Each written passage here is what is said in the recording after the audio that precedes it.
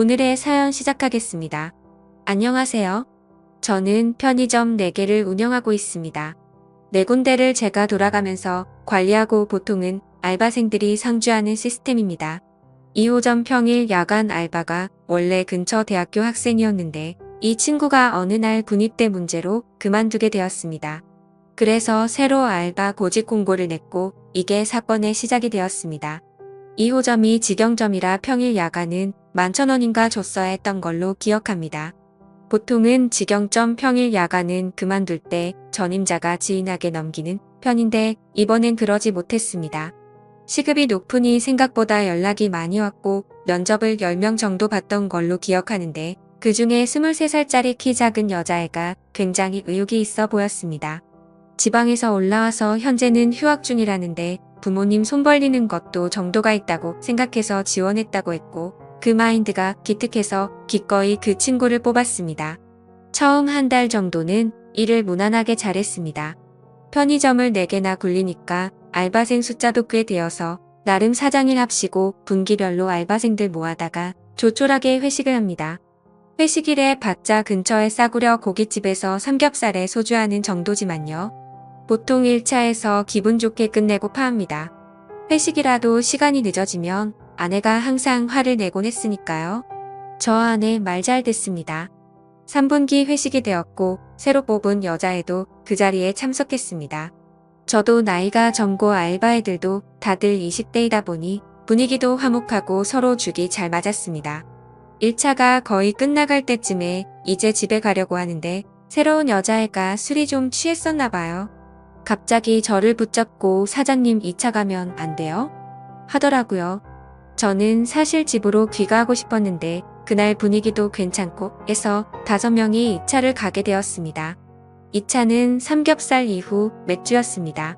여자애 2에 저 포함 남자 3이었는데 2시간 정도 지나니 저와 신입 여자 알바생 1호점, 남자 알바생 이렇게 셋이 남게 되었습니다. 그런데 신입 여자 알바생이 정작 본인이 2차 가자 하고서는 별 얘기도 안 하고 멍 때리고 있길래 이제 슬슬 집에 가자 하면서 일어나려고 했습니다. 아직도 진짜 생생하게 기억나는데 그때 그 신입 무릎에 눈물이 두둑하고 떨어지더니 갑자기 우열하기 시작하는 겁니다. 호프집에 있는 사람들이 다 저를 쳐다보고 전 너무 당황해서 숙자야, 너 갑자기 왜 그래? 하고 물었고 상황 수습을 하려고 최선을 다했습니다. 같이 있던 알바놈도 당황해서 어쩔 줄 몰라 했습니다.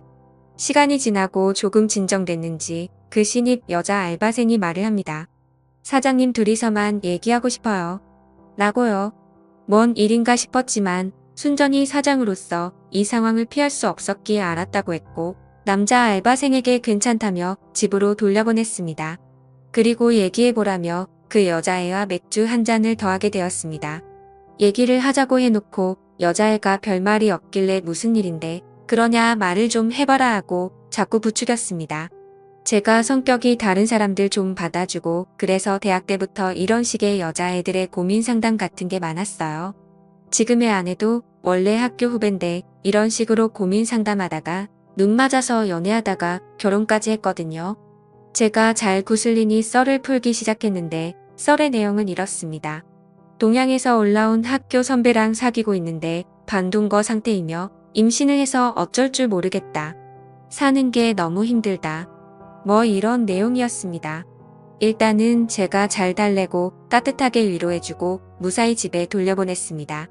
이때까지만 해도 사장님 너무 고맙고 착한 사람이라고 감사하다고 연신 굽신굽신했었지요.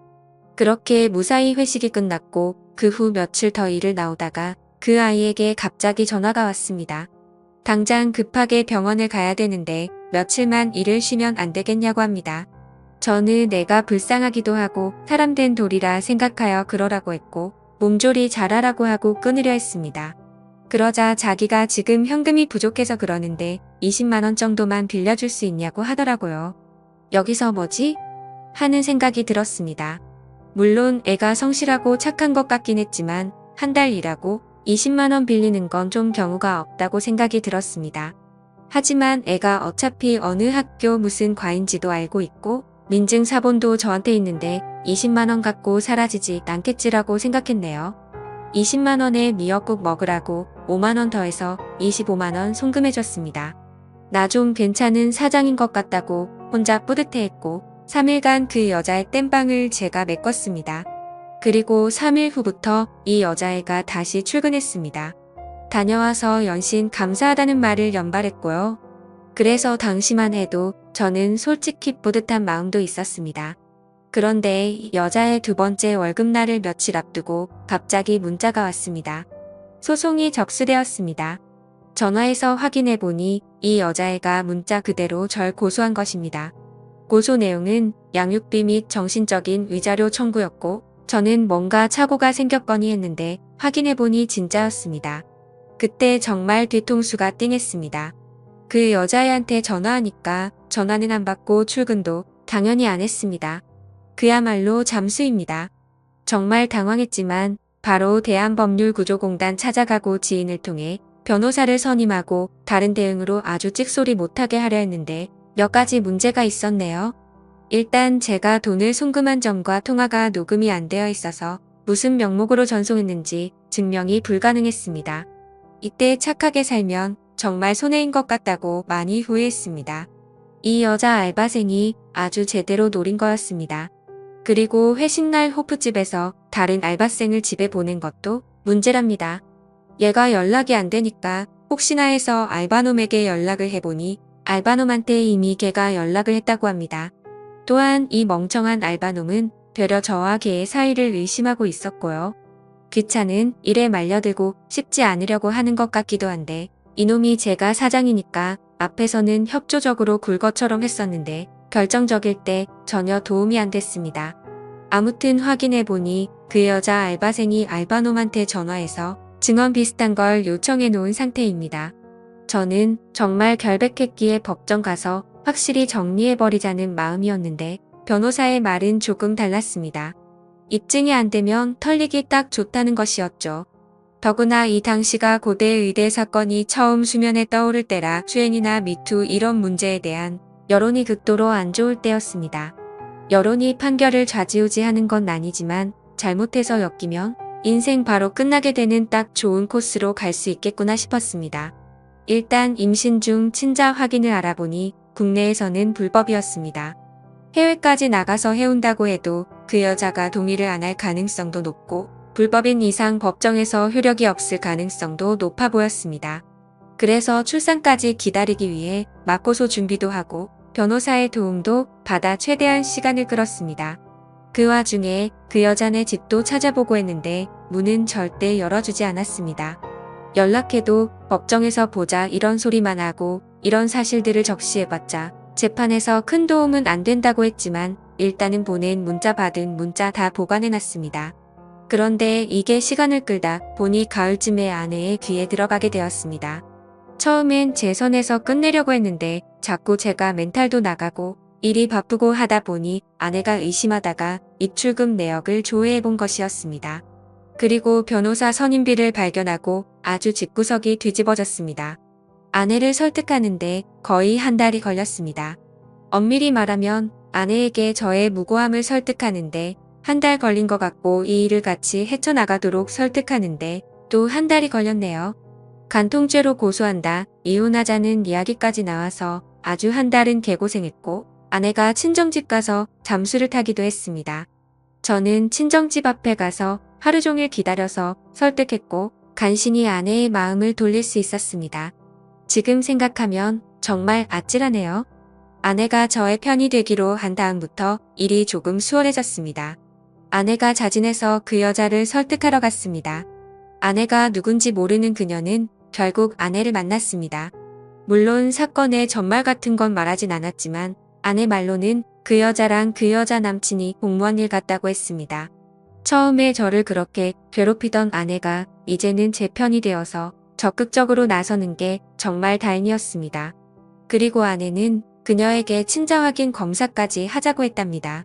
그때부터 그 여자가 좀 겁먹기 시작했는데 결국 협상은 결렬되었고 그녀는 그 이후로 와이프를 만나주지 않게 되었습니다. 아내는 아내대로 뿔이 나서 저를 병원으로 데려가 친자 확인 검사를 준비시켰습니다. 그 여자가 출산을 하면 친자 확인 검사를 하고 바로 승수 후 맞고소하자고 부부끼리 대동단결했습니다. 그러던 와중 아내가 임신을 하게 되었습니다. 임신을 하고 나서 아내의 멘탈은 더욱 강해졌고 오히려 저희 생활은 안정적이 되어갔습니다. 역경이 있으며 부부는 강해지는 것 같네요.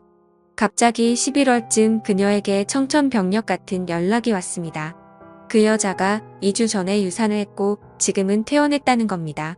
이미 태아가 없어져 버린 상태라 친자 확인은 물 건너간 상태고 법정 공방은 점점 미궁으로 빠져들게 되었습니다.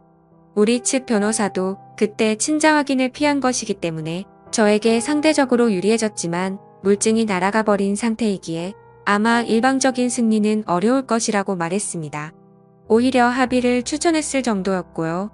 실제로 그때 합의 가능성을 보여주면서 저에게 연락을 해왔습니다. 사태의 국면이 이렇게 흘러가니 아내의 기세도 갑자기 누그러졌습니다. 임신까지 겹쳐 감정 기복 때문에 종종 다투는 일도 생기곤 했고요. 그러던 중 저를 구원할 한 줄기 빛이 내려왔습니다. 친자 확인 검사를 위해 준비한 검사의 결과가 나왔네요. 그리고 저는 무정자증임이 밝혀졌습니다.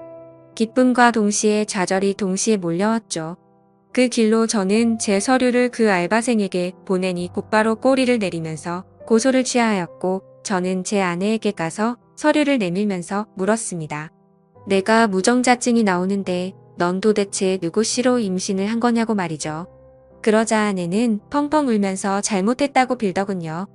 얘기를 들어보니 제가 바람이 난 줄 알고 친정집에 가서 잠수를 탔을 때 딴 남자와 사고를 쳤다고 자백하더라고요. 참 이게 웃어야 할지 울어야 할지 난감하긴 했지만 차라리 잘 됐다고 마음을 다잡았습니다.